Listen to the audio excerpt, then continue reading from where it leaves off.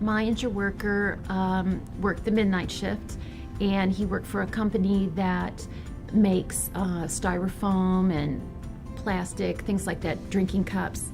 And he was just standing by a big stack of pallets, and somehow, no one knows for sure, the pallets fell on him, and he must have started to move because they only landed on his lower extremities.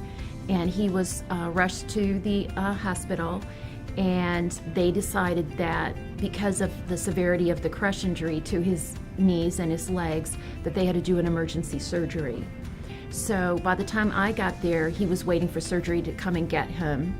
And I did meet with the employer, and I met with the injured worker, and I met with his family.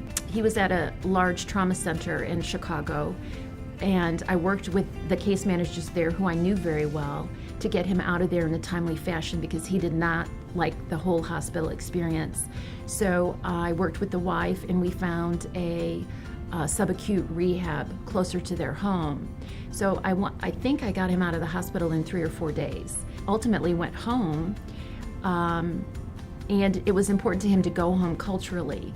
And so I worked with my DME vendors to get everything he needed in the home.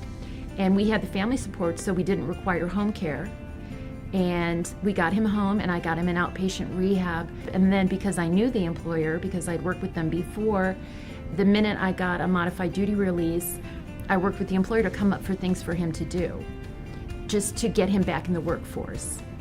And it worked out perfect because the doctor stayed on track, the employer kept coming up with new things for him to do, and we got him back to work full duty.